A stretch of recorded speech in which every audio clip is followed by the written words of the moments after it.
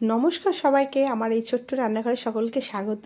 আজকে আমি তোমাদের মাঝে নিয়ে চলে আসলাম পালং মটর পনির একটা দুর্দান্ত স্বাদের রেসিপি। তো চলো সেটা কিভাবে বানাই সেটাই তোমাদের সাথে শেয়ার করব। এখানে আমি নিয়েছি পালং মটর পনির আর কয়েকটা কাঁচা লঙ্কা, রসুন কোয়া, একটু আদার টুকরো আর একটা টমেটো। তো চলো এটা বানালে এটা খেতে দারুণ হয়। তোমরা এটা দিয়ে গরম ভাত খেতে পারো, রুটি পরোটা সবার সাথেই দুর্দান্ত লাগে খেতে। তো চলো আমি কিভাবে বানাই সেটা তোমরা একটু দেখে নাও। এখানে এই যে টমেটো একটা বড় আস্ত নিয়েছি, আমি বড় সাইজের টমেটো। আমি এটা বানাবো একটু ঝাল মিষ্টি টক টক সব রকম মিলিয়ে মিশিয়ে। আমি এখানে দেখো পনিরটাকে কিউ শেপে কেটে নিয়েছি স্কোয়ারের মতো করে, আর হচ্ছে মটরটাকে ছাড়িয়ে রেডি করে নিয়েছি, আর পালংটাকে ধুয়ে পরিষ্কার করে কেটে নিয়েছি। এবার আমি একটা মিক্সিং গ্রাইন্ডারে একটা মিক্স তৈরি করে নেবো। এই যে মশলাগুলো আমি এখানে দিয়ে দেবো মিক্সিং জারে, দিয়ে আমি পালংটাকে একসাথে মিক্স করে নেব। তোমরা প্লিজ ভিডিওটা পুরোটা দেখো, কেউ স্কিপ করো না, আশা করি তোমাদের ভালো লাগবে। আর এই শীতের সময় পালংয়ের রেসিপি, পালং দারুণ লাগে খেতে। তো এখন টাটকা টাটকা পালং উঠেছে, তাই ভাবলাম একটু পনির দিয়ে বানাই আর সেটা তোমাদের সাথে শেয়ার করি। তো চলো আমি একটা মিক্সিং গ্রাইন্ডারে মিক্স করে নিচ্ছি। আর এই রেসিপিটা তোমরা রুটি, গরম ভাত, পরোটা সবার সাথে খেতে পারো। এখানে আমি কড়াই বসিয়ে দিয়েছি, কড়াই গরম হয়ে গেছে, পরিমাণ মতো একটু তেল দিলাম, দিয়ে আমি পনিরটাকে একটু ভেজে নেব। তাই জন্য একটু লবণ দিচ্ছি, একটু অল্প করে হলুদ গুঁড়ো দিয়ে পনিরগুলো আমি একটু ভেজে নিচ্ছি। বেশি ডিপ করে ভাজবো না, জাস্ট হালকা করে ভেজে নেব। আর এই রেসিপিটা বাচ্চাদের জন্য খুব উপকার, বাচ্চারাও খায়। দেখো হালকা করে একটু ভেজে নিচ্ছি নেড়ে চেড়ে। ব্যাস আমার পনির ভাজা রেডি হয়ে গেছে, আমি তুলে নিলাম। আবারও আমি এই দেখো জাস্ট আলতো করে ভেজে নিয়েছি। আবার পরিমাণ মতো তেল অ্যাড করছি, আর দেব একটু কালো জিরে আর একটা শুকনো লঙ্কা, সেটাকে কেটে ফোড়নে দেব। এই যে শুকনো লঙ্কাটা ফোড়নে দিলাম, একটু নেড়ে নিয়ে আমি যে মিক্সিটা বানিয়েছিলাম সেই মিক্সটা পুরোটা আমি দিয়ে দেব। তোমরা ঠিক এইভাবে বানিয়ে খেও, দারুণ লাগে খেতে। আর শীতের সময় পালংয়ের রেসিপি তো অনেক রকমভাবেই হয়,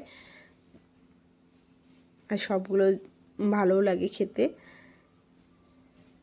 আর এটাকে আমি একটু ঢেকে ঢেকে কষে নেব মশলাটাকে ভালো করে। যত ভালো করে কষবে তত ভালো লাগবে খেতে। ঢেকে কষার কারণ হচ্ছে নাহলে একটু জল আছে, তো পালংয়ের জল বেরিয়েছে না, চারিদিকে ছিটকে যাবে, গায়ে পড়তে পারে, তাই ঢেকে কষাটাই খুব ভালো। পরিমাণ মতো আমি লবণ দিলাম, হলুদ গুঁড়ো দিলাম, আর একটু দেব জিরে গুঁড়ো দিয়ে আবারও মশলাটাকে আমি ভালো করে নেড়ে ঢেকে ঢেকে অনেকক্ষণ ধরে কষে নেব, যতক্ষণ না তেল ভেসে আসে। দেখো ভালো করে কষে নিচ্ছি। আমার মোটামুটি মশলা কষা প্রায় হয়ে এসেছে। আবারও আমি নেড়ে চেড়ে কষে নিচ্ছি। এবার আমি অ্যাড করব এখানে মটরগুলো, দিয়ে আবারও এটাকে ভালো করে মশলার সাথে নেড়ে চেড়ে ঢেকে ঢেকে আমি আবারও কষতে থাকবো। যত তোমরা মশলাটা কষবে তত কিন্তু খেতে স্বাদ বেশি হবে। আবার আমি ঢেকে ঢেকে কষে নিচ্ছি। দেখো তেল, দেখো উপর দিয়ে দেখো তেল ভেসে উঠেছে।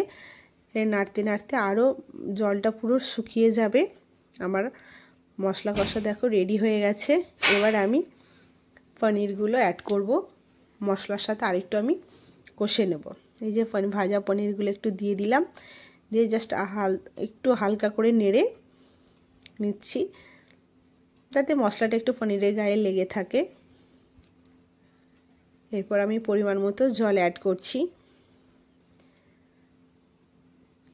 তোমরা চাইলে গ্রেভি রাখতে পারো, নাও রাখতে পারো। যারা রুটি দিয়ে খাবে তাদের হালকা গ্রেভি রাখলেই হবে, আর যারা ভাত দিয়ে খাবে তাদের হালকা একটু গ্রেভি রাখবে। আমরা ভাত দিয়ে খাবো তাই একটু হালকা গ্রেভি রাখছি, তাই পরিমাণ মতো জল দিয়েছি। আর অ্যাড করছি চিনি, কিছুটা চিনি, যে চিনিটা দিলে পনিরের তরকারিতে স্বাদটা আরও দ্বিগুণ হয়ে যাবে।